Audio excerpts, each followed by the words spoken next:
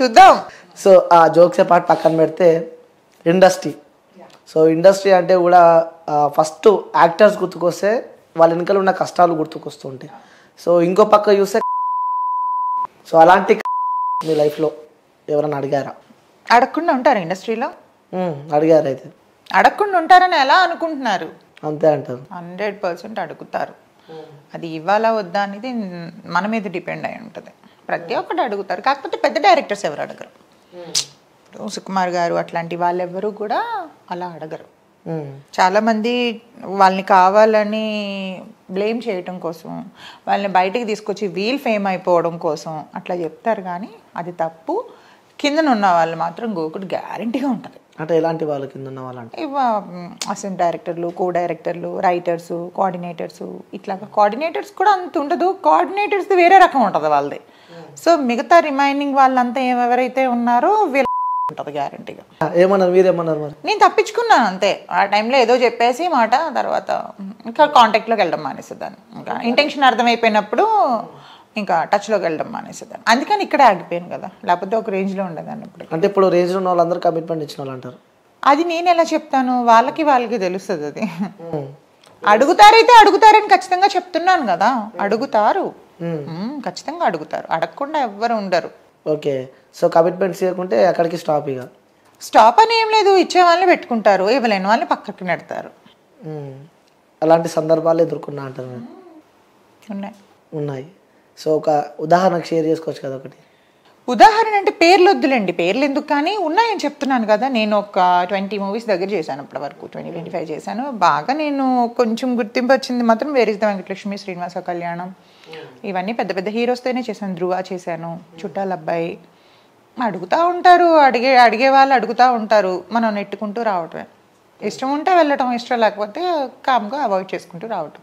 అంటే అలా చాలా మంది ఉన్నారు. సో ముఖ్యంగా ఈ ఇండస్ట్రీకి సంబంధించి తెలుగు వాళ్ళకి కనిపించారు. అవునండి. యాక్చువల్గా తెలుగు, మీరు మంచి క్వశ్చన్ అడిగారు. తెలుగు వాళ్ళని ఎందుకు అంటే, తెలుగు అమ్మాయిలకి కొంచెం సిగ్గు, బిడియం, కొంచెం అంటే ఇప్పుడు సపోజ్ మీరు ఎగ్జాంపుల్ చెప్తున్నాను మిమ్మల్ని. మీరు ఒక మంచి డైరెక్టర్ అనుకోండి, మీరు నన్ను అడగలేదు, మీకు ఇంత స్టాఫ్ అయ్యారు ఎవరైతే ఉన్నారో, ప్రియా ఏంటి మరి నాకు కొంచెం ఒప్పుకుంటావా, డిన్నర్ పెడతావా అంటే, అంటే డిన్నరు అన్నాడంటే వాడు అర్థం చేసేసుకోవడమే. ఇంకా 100% కో లాంగ్వేజ్ అది. అలాంటప్పుడు అంతవరకు వచ్చినాడు. ఇప్పుడు నేను అనుకోండి, మనం ఆంధ్రాలో పుట్టి, హైదరాబాదు, తెలంగాణ, ఆంధ్ర అదంతా కూడా మనకి తెలుగు కాబట్టి ఇక్కడ కల్చర్ వరకు అంటే కొంచెం సిగ్గుపడతాం. సో మనం వేరే స్టేజ్కి వెళ్ళిన తర్వాత వీడు దీంతో నేను ఇలా ఉన్నాను అని చెప్తాడేమో అని మనం కొంచెం సిగ్గుపడి తెలుగు అమ్మాయిలు కొంచెం ఆగిపోతారు, బ్యాక్ స్టెప్ వేస్తారు. ఈవెన్ ఈ విషయాలు ఇంట్లో తెలిస్తే కూడా బాగోదు, తర్వాత బయటకు వస్తే తల్లిదండ్రులు ఏమైపోతారని. ఈ నార్త్, ఈ బెంగళూరు వీళ్ళైతే ఏమంటే వెచ్చలు పెడతాను. సో వాళ్ళకి ఏంటంటే వాళ్ళు రెమ్యునరేషన్ తక్కువ ఉంటుంది, కమిట్మెంట్స్ బాగా ఇస్తారు, అమ్మాయిలు కూడా బాగానే ఉంటారు. సో అప్పుడు అందుకనే చూసింగ్ వాళ్ళది ఎక్కువ ఉంటుంది. తెలుగు అమ్మాయిలకి ఏంటంటే అడిగేసరికి కొంచెం సిగ్గు, బిడియం అడ్డం వచ్చి ఒప్పుకోవడం మానేస్తారు. కాబట్టి తెలుగు అమ్మాయిలు కొంచెం బ్యాక్ ఉన్నారు. ఓకే. అంటే చాలా మందికి డౌట్ ఉంటుంది అనమాట, అదే ఇండస్ట్రీలో మన తెలుగు వాళ్ళు ఉండరు. అదే చెప్తున్నాను కదా, నార్త్ వాళ్ళు ఏంటంటే సిగ్గుండదు వాళ్ళకి. వాళ్ళు ఏ డ్రెస్ ఏమన్నా వేసేస్తారు. తెలుగు వాళ్ళు కొంచెం సిగ్గుపడతారు కదా, చేసుకున్నా కొంచెం సీక్రెట్ గా చేస్తారు తప్ప. కొంతమంది ఉంటారు. నార్త్ వాళ్ళు అయితే కొంచెం అన్నిటికీ రెడీ అంటారు, సై అంటే సై అంటారు దానికైనా. సో ఆ ఫీల్డ్ ఉన్నారు కాబట్టి చెప్తున్నారు. ఆఫ్ కోర్స్ ఆ ఫీల్డ్ తెలుసు కాబట్టి చెప్తున్నా. అవును. సో ఇంకోటి, ఒక అమ్మాయి ఇండస్ట్రీ వైపు రావాలన్నా కూడా చాలా స్ట్రగుల్స్ ఉంటాయండి. యూజువల్గా అమ్మాయిలు 80% అమ్మాయిలు లైఫ్ ఫెయిల్ అయిన వాళ్ళు మాత్రమే ఇండస్ట్రీకి వస్తారు. ఓకే. ఎందుకలా అంటే ఒకటి చూసింగ్ ఈజీ జాబ్, యాక్టింగ్ అనేది ఈజీ జాబ్. అది ఇంకొకటి ఏంటంటే మంచి మనకి బ్యాక్గ్రౌండ్ సపోర్ట్ ఉన్నదంటే ఒక స్టేజ్కి వెళ్ళొచ్చు.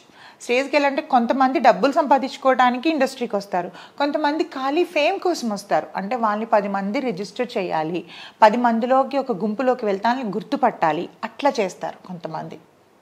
కానీ ఇప్పుడు సోషల్ మీడియా వచ్చిన తర్వాత అందరికందరూ హీరోయిన్లు, అందరికందరూ హీరోలు అయిపోయారు. రీల్స్ చేసి ఒక 100K 200K దాటితే కథ. Yes, of course. So Instagram అంటే ఈ యాక్టింగ్ని మెయింటైన్ చేస్తున్నారు, అలాగే ఇట్లా మోడల్ అని చెప్పారు. ఇన్స్టాగ్రామ్లో కూడా బీభత్సంగా ఫాలోయింగ్, రీల్ పెడితే ఆ 2 మిలియన్ 3 మిలియన్ దాకా పోతుంది వ్యూస్. అయ్యో, మీరేవి రీల్ చూసారు? చూసాను నేను, మీరు ఇన్స్టా ఓపెన్ చేసి చూసాను నేను. ఏంటి ఆ రహస్యం ఏంటి మరి? అట్లా ఏం లేదండి, నాకు అవన్నీ ఆర్గానిక్ ఫాలోవర్స్, ఒక్క పెయిడ్ ఫాలోవర్ లేరు అందులో. ఓకే. నేను ఆల్మోస్ట్ మధ్యలో కొంచెం పర్సనల్ వర్క్ ఉండి ఒక 2-3 months మానేసా, రీల్స్ పోస్ట్లు ఏమి చేయలేదు, యాక్టివే లేదు అసలు ఇన్స్టాగ్రామ్లో. అప్పుడు మహా అంటే ఒక 2-3K తగ్గారు, మళ్ళీ అగైన్ ఒక 10K పెరిగారు. సో నేను డైలీ యాక్టివేషన్లో ఉంటే పెరుగుతారు, అవన్నీ organic followers. Okay. So promotions నుంచి ఎంత సంపాదిస్తుండవచ్చు? సో ఇన్స్టా ఇన్ఫ్లుయెన్సర్ అంటే ఫస్ట్ క్వశ్చన్ అది గుర్తుకొస్తుంది. ప్రమోషన్స్ బాగానే వస్తున్నాయి, దేవుడి దయ వల్ల, మీ దయ వల్ల బాగానే. ఒక పేమెంట్ ఒకటి 20,000 18,000. అండ్ ఈవెంట్ అంటే నాకు సర్వీసెస్ ఫ్రీ. ఇప్పుడు నేను ఎక్కడికైనా ఒక సెలూన్కి వెళ్తాను, సెలూన్కి వెళ్ళినట్టు మినిమం 5 to 8K ఈజీగా అవుతుంది, హెయిర్ మనం నెయిల్స్ అవన్నీ చేయించుకుంటే. నాకు ఒక వీడియోతో ఆ మనీ అంతా సేవ్ అవుతుంది, ఒక 10,000 15,000 20,000 అట్లా అనమాట. ఇమ్మడి చేశాను నేను, ఇమ్మడి వాళ్ళు 15,000 వర్త్ ఆఫ్ జ్యువెలరీ ఇచ్చారు, అది నేను కొనుక్కుంటే నాకు మనీ అవుతుంది కదా. సో అట్లా కొలాబ్ చేస్తున్నాను, ఫోటోషూట్స్ ఉన్నాయి, ఫోటోషూట్స్కి కొలాబ్ చేస్తున్నాను. సో నాకు కొన్ని పేమెంట్స్ వేస్గా చేస్తున్నాను అనమాట. 20-15 మినిమం 15,000 అక్కడ నుంచి అబవ్ వస్తుంది అనమాట. స్టార్టింగ్ ఎంత తీసుకుంటారు ఒక promotion? Depends on 15,000 10,000 minimum 10, minimum 10,000. Okay. అదెంత హార్డ్లీ ఒక 1.5 or 2 hours షూట్ ఉంటుంది అంతే. అంతే ఉంటుంది. ఇన్స్టాగ్రామ్ చూసాను అనమాట నేను, స్టార్టింగ్ నుంచి ఇన్స్టాగ్రామ్ చూసుకుంటే అదే చెప్పినా నేను చాలా వరకు నాకు ట్యాగ్ చేయలేనివి అవి వాళ్ళ వాటిల్లో ట్యాగ్ చేసుకునే వాళ్ళవి. నేను ఒక రీడిఫైన్ క్లినిక్ ఒకటి చేశాను, అండ్ ఇమ్మడి జ్యువెలర్స్కి ఒక చాలా వరకు చేశాను నేను. ఓకే. ఎలా ఉంది ఇన్స్టాగ్రామ్లో రీల్స్ వచ్చినాక లైఫ్? నాకు తెలిసి చాలా మంది ఇన్ఫ్లుయెన్స్ అయిపోయారు ఇప్పుడు, చాలా మంది ఇంట్లో కూర్చున్న వాళ్ళు కూడా. యూజువల్గా ఏంటంటే నాకు ఉన్న పెద్ద మైనస్ ఏంటంటే నాకు రిసీవ్డ్ మెసేజెస్ రావన్నమాట. సో వేస్ట్ టాపిక్స్ ఎక్కువ అవుతున్నాయని చెప్పి నేను ఆఫ్ చేసి పెట్టేశాను అది. దానివల్ల ఏంటంటే ఎవరైనా కొత్తగా అప్రోచ్ అవ్వాలన్నా కూడా నాకు ఇబ్బంది అవుతుంది, వాళ్ళ త్రూ వస్తున్నారు అనమాట. అట్లా లేకపోతే ఇంకా ఎక్కువ ఇన్ఫ్లుయెన్సర్గా చేసేదాన్ని నేను. ఓకే. సో అంటే ఇన్స్టాగ్రామ్లో రీల్స్ వచ్చిన తర్వాత కూడా ప్రతి ఒక్కరు రీల్స్ స్టార్ట్ పెట్టారు.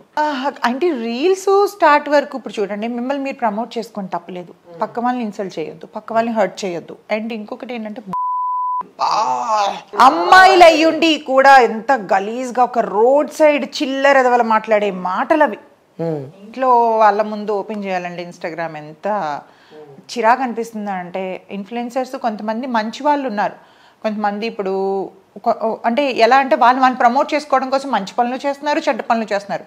ట్రోలింగ్ అనేది ఒక్క స్టేజ్ వరకు ట్రోలింగ్ బాగుంటుంది. నేను ఒక్కొక్కసారి నన్ను ట్రోల్ చేసే వాళ్ళు చూసి నవ్వుకుంటా ఉంటాను, భలే ట్రోల్ చేస్తున్నారు, అసలు ట్రోలర్స్ లేకపోతే మాకు లైఫే లేదు. ఎందుకంటే వాళ్ళు ట్రోల్ చేసేటప్పుడు కొన్ని మొన్న ఇంటర్వ్యూకి కూడా చాలా ఎవరు ట్రోల్ చేస్తే నేను నవ్వుకున్నాను చూసి. సో ఫన్నీగా అనిపించాలి ఒక ట్రోలింగ్, అంతేగాని ఎదుటివాడికి హర్టింగ్ అనిపించొద్దు, వాడి ఐస్లోంచి వాటర్ రావద్దు. అమ్మాయిలు చిల్లర మాటలు మాట్లాడుకుంటే ఏదో రకంగా ఫేమ్ అయిపోవాలి. మీరు గమనించారా, అలా వ్యూస్ ఎక్కువ ఉంటే, కామెంట్స్ ఎక్కువ ఉంటే, లైక్స్ ఎక్కువ ఉంటే, షేర్స్ ఎక్కువ ఉంటే, యూజువల్ గా నుంచే మనిషి వచ్చాడు అంటారు కదా, ఆ వచ్చిన మనుషులు మాత్రమే ఇష్టపడతారు. క్లాసీ ఎవరైనా ఇష్టపడతారా చెప్పండి? అదే కదా. సో అంటే వాస్తవంగా చెప్పండి, ఒక అమ్మాయి శారీ కట్టుకొని చేస్తే వ్యూస్ వస్తే రావడం తెలియదు, కానీ ఇంకొంచెం హాట్గా ఉంటే. ఇప్పుడు నేను ఒక రీసెంట్గా ఒకటి 1.4 million పోయిందా, అది నీట్గా స్లీవ్లెస్ టాప్ జీన్స్ వేసుకొని చేసా. మరి ఎలా పోయింది ఇది? కొన్ని పోతే చూడడానికి మంచిగా ఉన్నారు కదా, ఇంకొంచెం హాట్గా ఉంటే ఇంకా అది వైరల్ ఇంకెక్కువ అయ్యేది. ఉన్నాయి. నేను అలా అయితే ఇప్పుడు రీసెంట్గా నేను బిక్నీ షూట్ కూడా చేసా, నార్మల్గా నేను గోవాలో చేసుకొని పెట్టా, నాకు నచ్చింది. అక్కడ ఎక్కడ వల్గారిటీ లేదు, జస్ట్ లైక్ ఒక క్రాప్ టాప్లో ఉంది అండ్ ఒక కట్ పైన ఉంది, వేసుకున్నాను, నాకు నచ్చింది, నాకు వల్గర్గా అనిపించలేదు, నేను పెట్టుకున్నాను అంతే. వల్గర్గా ఉంటే ఫస్ట్ ఆఫ్ ఆల్ ఇంట్లో ఒప్పుకోరు కదా. సో దానికి ఇష్టం వచ్చినట్టు మాట్లాడేసి ఇష్టం వచ్చినట్టు చేసి అనుకునే వాళ్ళు అనుకుంటారండి,